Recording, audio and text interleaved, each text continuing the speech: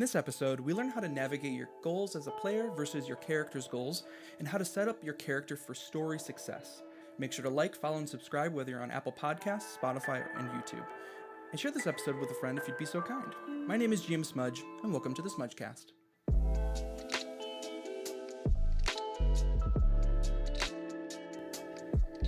Hello, friends, and welcome again to the Smudgecast. And today, I have another friend that you've heard of in the past. Hello again. Hello again, yeah. Demon Bree. Demon Bree. Bree, thank you so much again for hanging out with me and talking all about D&D and storytelling and how to put to practice good storytelling in your games, because you are a storytelling guru, as you've said before. Oh, a guru. You are. Yeah. You're a I total did guru. not say that. You I said did. that. So you can listen back, and it was me. Okay, got it. Because it's true. But I'm going to say it now. Hi, I'm a storyteller guru. Literally, you're a player, GM, business, literal business, in with not like a degree in business D&D. No, I don't. But like you have a literal dice. Dungeons and Dragons dice RPGs. Gaming. Game. Doing great. We're You're doing great. so good. I make dice. Great. Yes, you're a dice goblin, and you write stories, which is so cool. But before we even get into this, I wanted to ask you a specific question. Oh. As we talk about characters' goals versus players' goals, I wanted to ask you, what has been your favorite character you've played? Okay, first of all, unfair question. It's like asking me to pick my favorite child. Okay. But if I did have to pick my favorite child, it's Pip. Pip, okay. Okay, so I mentioned Pip in the last podcast, but I'm going to tell you all more about her. Go ahead. So when we were doing this campaign, we had access to some new classes, and so that was my first time hearing about the Verdan class. Is that how you say it? Verdan? I don't even Verdan? know. Go ahead. Verdan, Claim something it. like that. It's like a goblinoid class. And one of the cool things about them is that they, at level 5, they go from being a small creature overnight to a medium creature. And the book talked about how like their ears would get really large, or like their nose, like one of their features. And it would be like this sort of like, I'm small and now I am large. And I had this idea of playing a character who was like a child and then having her develop as we level up. So like levels like 1 and 2, she'd be a child. Level like 3 and 4, she'd be like a bratty preteen. And then like she would in essence go through puberty. And then I had this whole other like personality for her after level 5.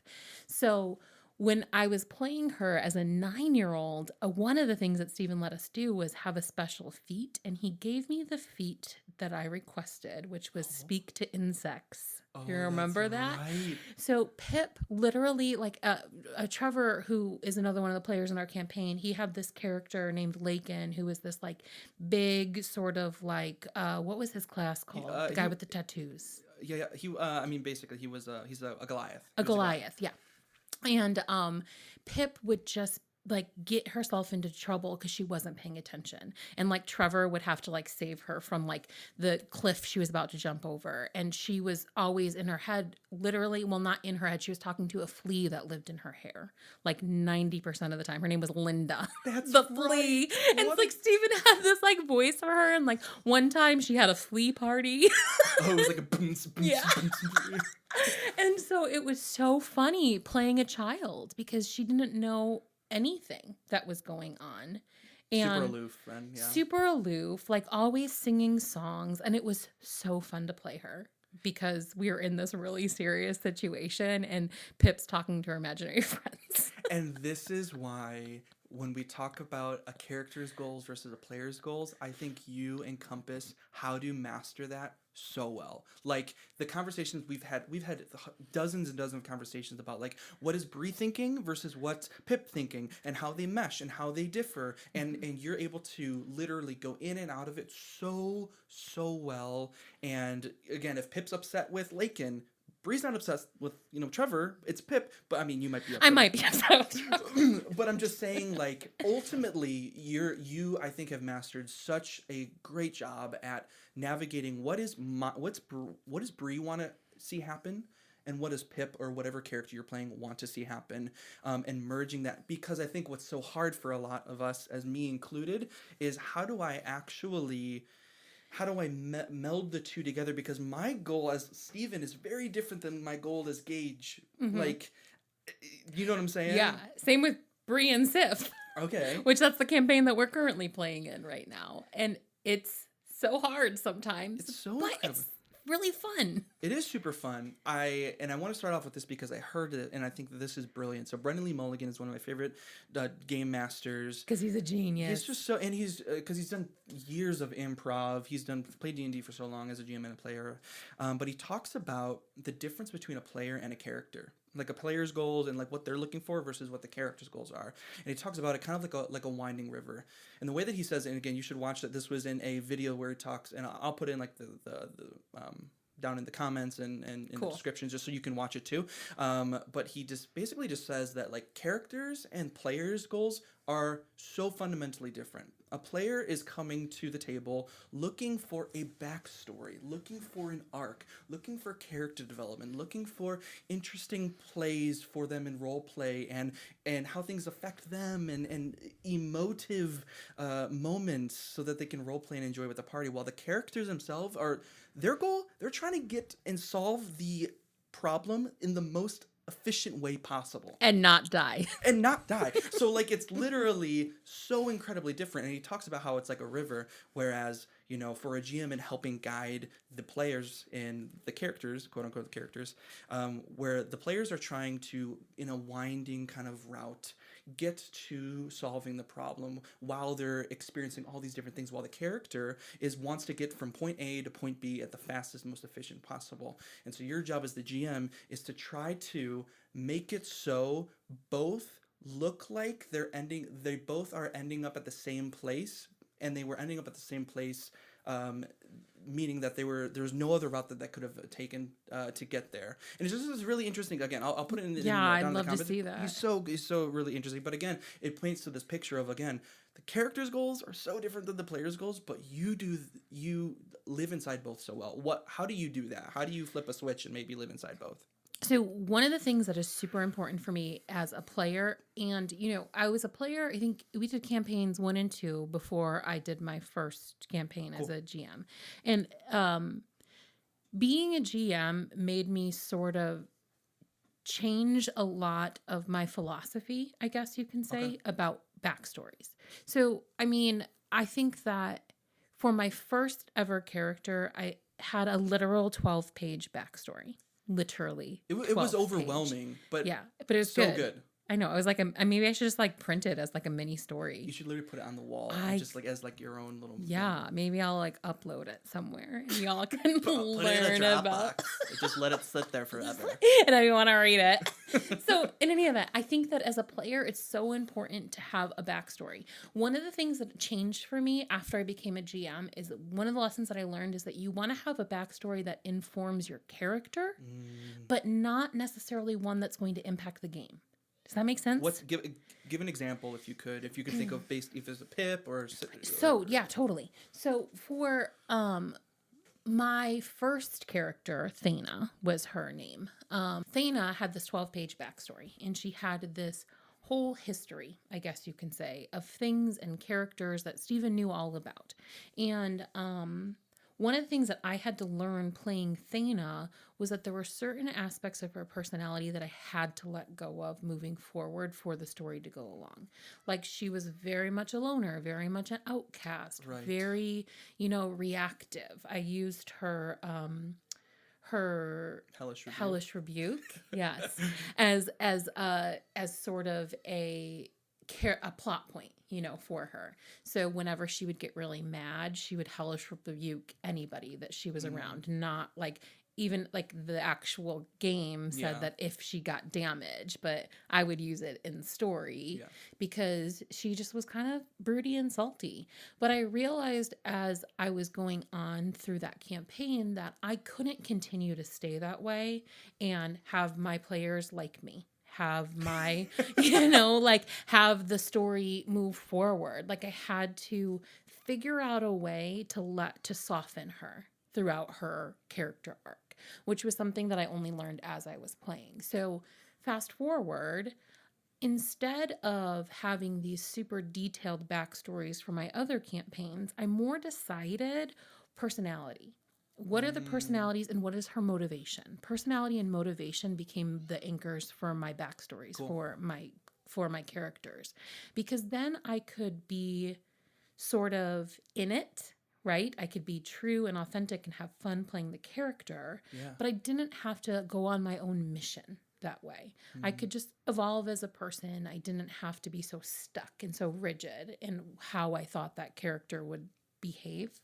You Yeah. know, I was able to evolve with the story as it came along. So then, with your current character that you're playing right now, like kind of what is she? Who is she? And race, class, etc. And like, how would you describe what her personality is? And then like, what's her motive? Totally. So my character right now is she's named Sapphire. She goes by Sif for short, and she is a elf and she is a cleric, which she's not like a traditional cleric. She's really more like a Baba Yaga witch doctor, crazy. And she has been serving. We are in a campaign, the Theros campaign, so we have deities. And so her deity is a deity called Farika, which is a chaotic, I think technically chaotic evil, but maybe neutral, I don't know, who's the god of poisons. So for Sif, I have her being sort of like a witch doctor is ultimately what she is. So she's got, her teeth are a little too pointy for comfort. Her skin is gold and her eyes are pools of gold and her hair is this like wild mane of whites and blacks. And she's 347 years old and has had a lot of like heartache in her life. Yeah. You know, part of Farika's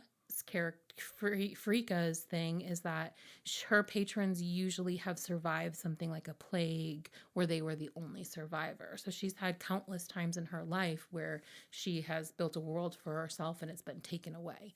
So when Sif started this campaign, she had a goal to not attach to anything because every time she sort of attached to something, it was taken from her. So the way she came onto the adventure was she was promised some very rare poisonous herbs, right? That's enough to motivate a person who's been a hermit for 50 years. And her current motivation now is she's kind of like has this inner conflict happening about recognizing how evil her deity actually is and trying to carry forward with this party on this adventure and be able to do that when her god doesn't want her to. So she's got this tension. And so she has this other projection thing that's happening right now with your character, Gage, who, I mean, do you want to tell a little bit about Gage? I mean, Gage was a 19-year-old boy who died, who ended up being put into a golden statue that his father made, and is literally like a walking gold statue.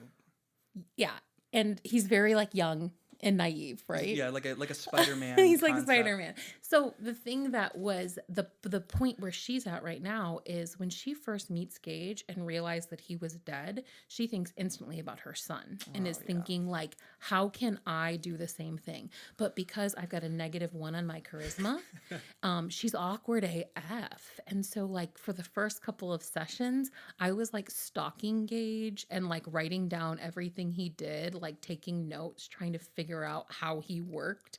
And I mean, maybe I'm putting words in your mouth, but I think you were quite uncomfortable. Yeah, I think and that was fun for me to play out because he's already uncomfortable in a new body. It's in and of itself. So like physically, which is again getting into like inner conflict for your character and like what, you know, you have your goal, but like how does that play out within an inner conflict, and then even now I'm thinking about it, this was an external conflict with potentially the people around me because I was stolen and robbed because I was literally a gold statue. Someone took me. So like, yes, all those things. And so it just becomes this fun thing where like now I know sort of some of her character subplots, but the primary thing with Sif is just her personality. She's like a total weirdo.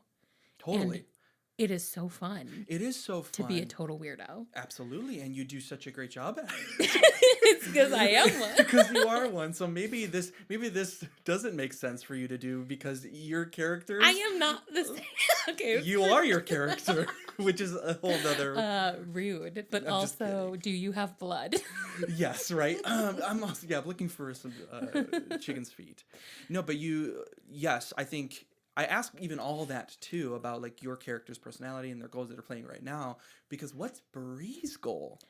Oh, yeah. So it's totally different, right? So in this campaign that we have, Bree, think that the gods are bogus and that we need to like create weapons to destroy them, right? Nice. So my actual objective in the campaign and that stuff is so different Interesting. because like I kind of feel like we've got an idea where the story is going now, Yeah. right? And so like there are so many times where I would want to like bulldoze into a situation or just be like deuces for Rika, but then I think about my character who has served this deity for 300 years. And like we've only been on this road for like 3 weeks. Literally. So like there's no way if this was like real life that she would be at this point ready to be like, okay, deuces, I'm just going to leave everything I've ever known, everything I've ever believed. Even though Bree, I'm like, I got to get out. This is going to be like Shannon's going to do something with this terrible god that I serve and Yeah. it's going to be bad. But like, I also don't want to metagame in that way. Yeah. So I've got to play it out like my character and she's starting to question things now. But that's one of the examples where I think that me is very different than, and also like in real life, I'm a go-getter and I Yep. would be the first one to go into a situation. I would be the first one to like try to solve the puzzle or take a leadership role. Yep. Sif is finding herself in sort of like a leadership, I would say so. but she's reluctant to it. You know, she doesn't like it. Whereas I feel like I'm always leading everything all the time, you For know, sure. and it's totally different, right? I'm trying to not take over, trying to, as my character, be in the back burner. Well, you're doing a great job with it because I would never know that like Bree. Technically, I wouldn't know if Bree or Sif are like on 2 different wavelengths. Oh yeah, there have been so many times where I've wanted to just tell us what to do.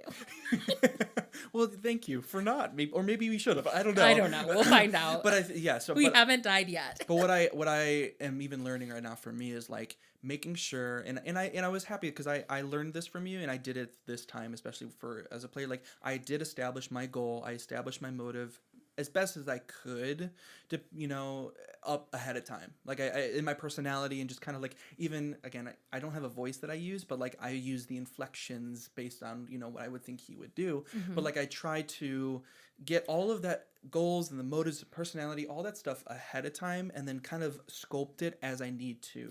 Well, and you've done a good job because the times you haven't played, like we play Gage and we like say, yeah, you guys, like, because Yeah, that's you- how Gage. Because you've created a character. Because you've created a character and we know him. Yeah, okay.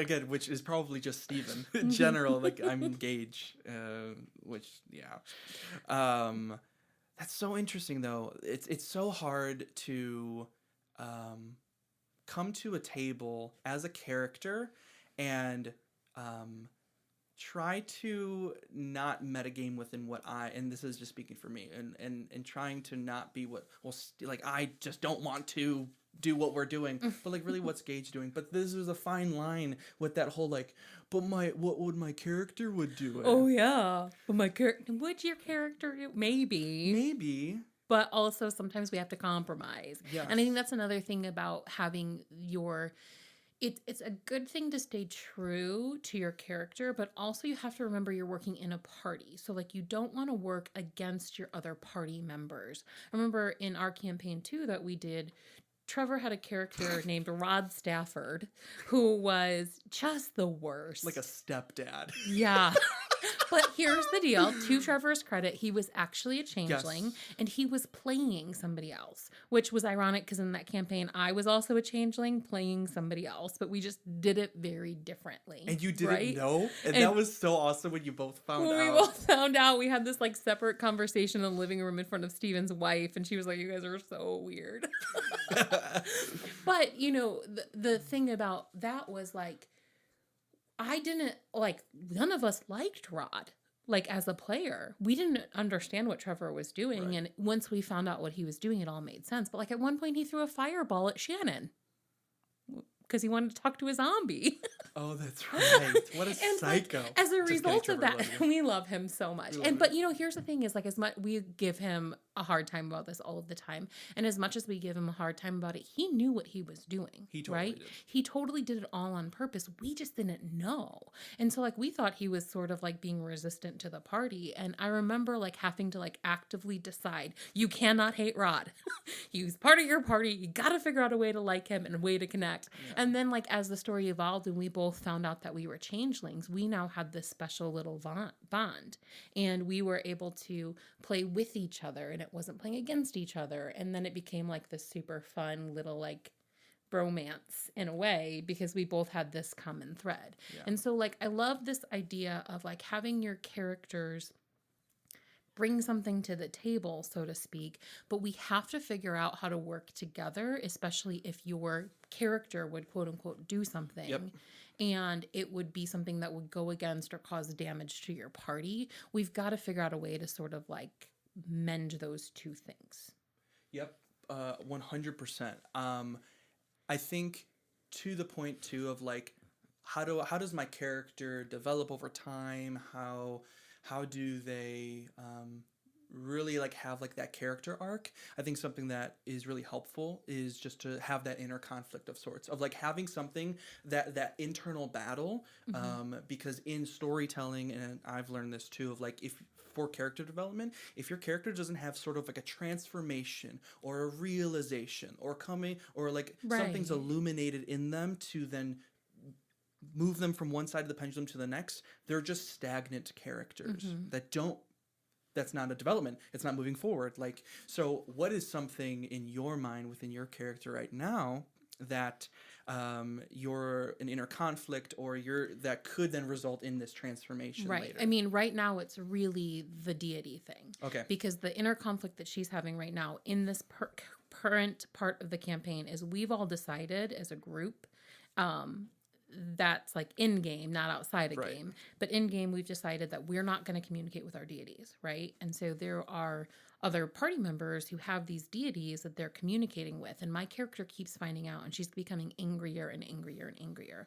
I, Bree, love that my other players are talking to their gods. It's giving us information. It's, all that stuff. But my character is getting angry. She's feeling resentment because she has been not talking to her god. And her god is one of the ones that's on the like bad god team, right?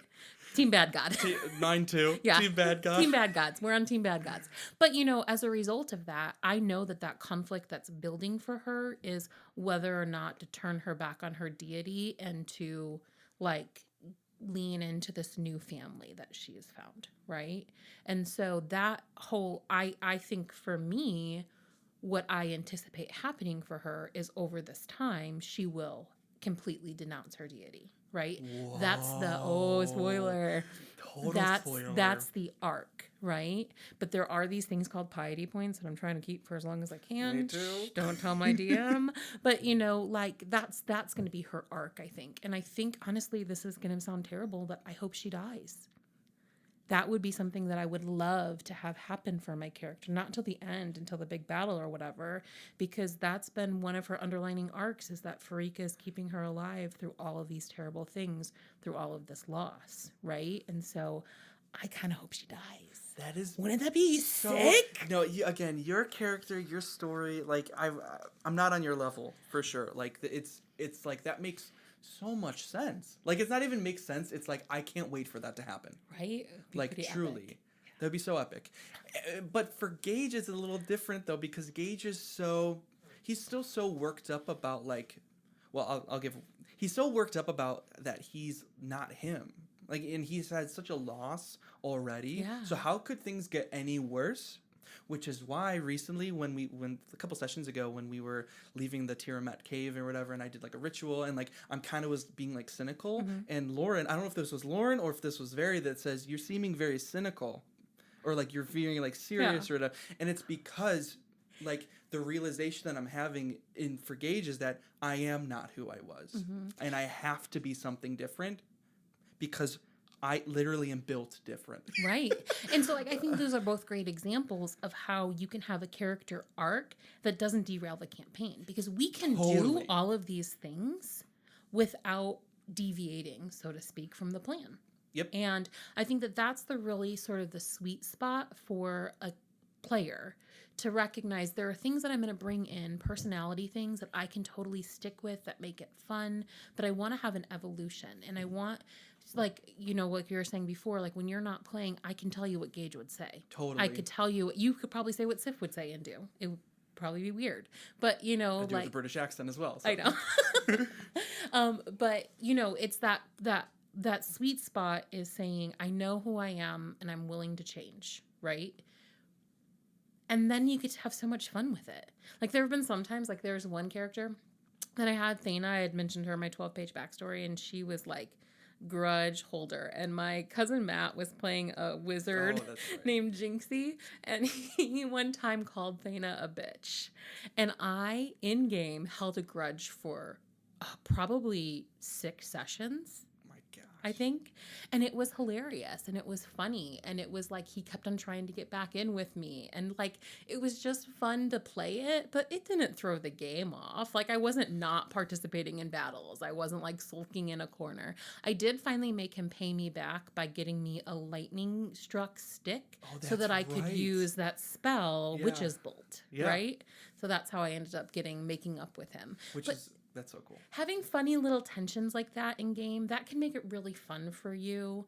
But like, again, you want to make sure that you're not throwing fireballs at your team. So, and how much did you talk to Shannon about at RGM? Like about any of your stuff? In that campaign? No, in our current one.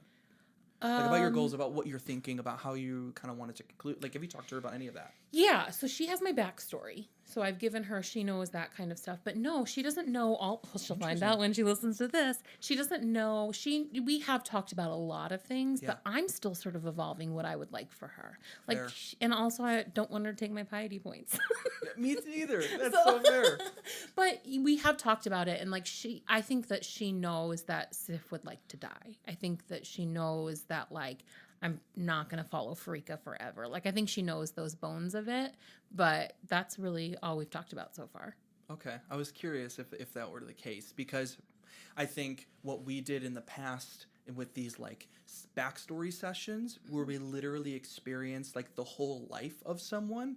Like that was the first time I ever did that, which again was an idea from Jessie. Yeah, like, I love that. Like Jessie gave us that idea. She has my backstory. We did that for that part. Okay, yeah. And same thing with me. Like I gave her my backstory, but I did tell her like the one main goal that I wanted, which is I want to create, because Gage is a fighter artificer and is more so of an artificer and growing in that, but he's creating one singular weapon to potentially, hopefully actually, to keep us safe enough from a deity. Yeah. To keep us safe from... Well, it sounds like she's probably going to be listening with that, because we do have that dragon glass. Right. So again, using all these different things and like, but like all I'm trying to say is that like in this though, I thought it was appropriate, because what would I want from my player if I was DMing? Like I want to know, because I think that's again, this is me being a little bit arrogant, but like I think it's a brilliant idea to make sense within the story. Totally. Not every character backstory does make sense. But... And it's something that is going to be necessary for where we're at, and it works. You know, it's not like I want to go defeat Tiramet so I don't have to worship Nylea. Oh, because you were threatened with like, you know, this bow thing too. Yeah, I don't know. I think those are very vague situations. I don't know. Just not specific. But no, I think it is. It's something that is feasible. And so like that's the thing I think as a player, you don't want to go in and like demand to your GM like I want to do this, I want to do this, I want to accomplish this. You know what I mean? But to be able to come in and say like, okay, I'm doing this artificer class.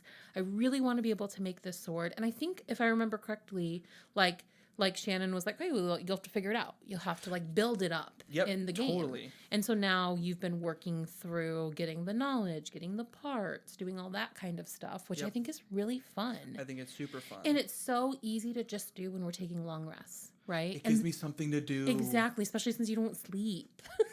and or eat or But that's blink. one of the things that Steven does is like when we're about to take a long rest and she's like, "Okay, what are you doing?" Steven's like, "Well, can I be studying up on this piece of hardware or this piece of glass or this piece of whatever?" So hopefully she'll let you put it all together. Which again, that's another like, total bunny trail about like your character build and stuff. And, like I think I follow you in this that like I don't min max specifically. Like I create for all the different types of experiences that we could have to make myself as well rounded as possible, so that given the long rest, even though it only lasts 5 minutes with us when we talk, I have something that like could offer part of the story or can offer me enjoyment overall. Absolutely. And I min max. You min max? Yeah. Oh my gosh. No, I didn't. This is the first time I've done it. That's what I'm saying. Yeah, no. Okay. Before, I definitely did that. It was all about the well-rounded, making sure that I'm building things up. But that's why I'm so awkward, because I min-maxed so that I had like all of my spell casting stuff super high.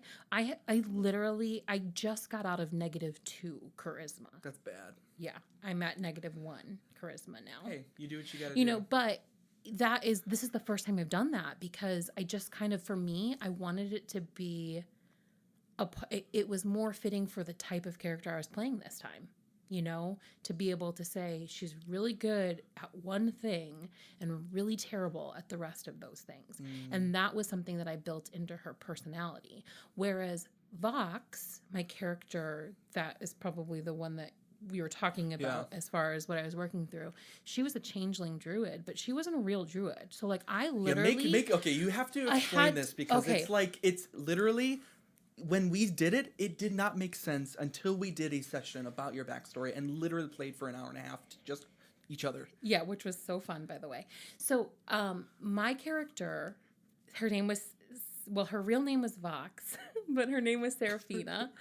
Steven's laughing because it was so ridiculous. It was so funny. So I had this idea when I learned about what the changeling class was, where I was like, okay, I want her to present as a human druid, but she's really a changeling and doesn't actually have a class. Like she's learning how to be a druid. So I actually had Steven have me start at a level lower than everybody else, because she wasn't an actual druid yet. She was like learning how to be one, which is, I know, so backwards.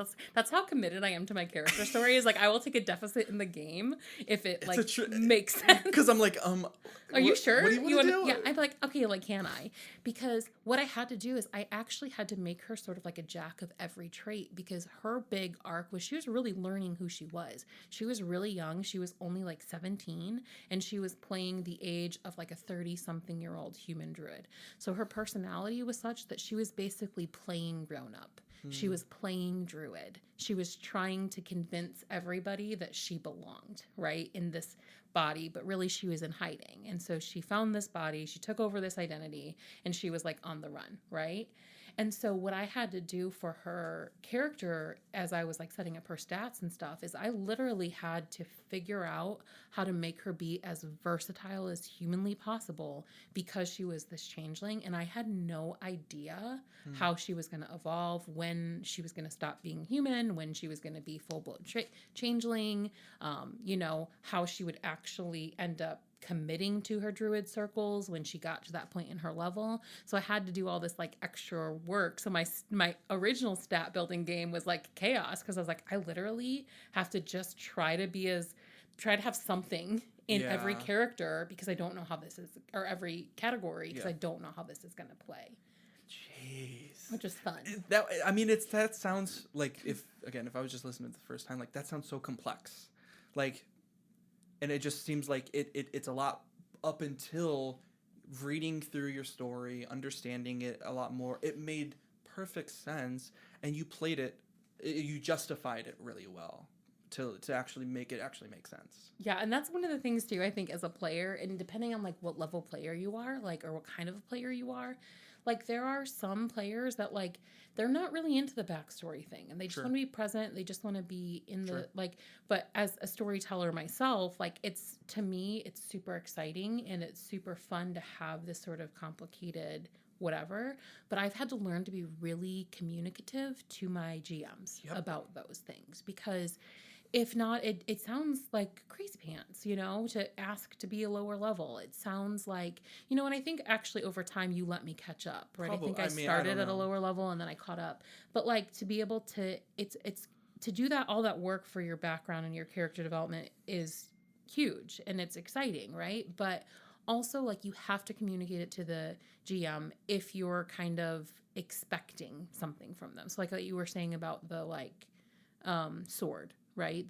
Oh yeah, The yeah, yeah. thing you want to make. Like you have to be able to say like this is why I'm doing what I'm doing. This is what I'm hoping to accomplish. And so like where it's important I think to have a backstory, I think it's more important to have those goals and objectives and knowing your character and what they're trying to accomplish. And then being able to communicate that to your GM or whatever to talk through it. And I think what Shannon did really well too with us is like I came from GMing and like not restricting, I don't know, just like it was just coming from a GM's mindset. So like coming as a player, I had a whole character that I was going to use, and then I'm like, no, I don't want to use that. I know. Like, I'm like, okay, I can't do that. So, like, I'm rewriting all these different things, and she helped me, like, rein in, okay, that's great, but also, can we not do this and do that? And I had to, like, bite my tongue and be like, fine.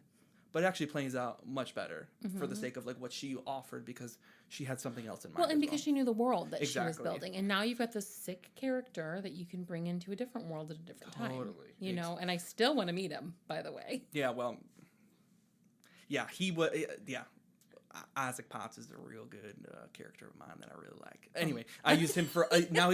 All the characters I make become or NPCs become actual characters, or vice versa, because you spend time thinking about them. Totally. Did you do that within your campaign? Did you ever like? No, but I actually took characters that I did the other way. So I took characters that I had and I just flipped their stats. Okay, So great. like I took characters that I had made, like I made Elsa. I did a one shot once where my character was Blair Snow was her name and she had all winter magic stuff. Okay, So I just souped up that character. So I cheated. I shortcutted myself for some of those NPCs, but they weren't exactly the same. It was just their stats. That's so great.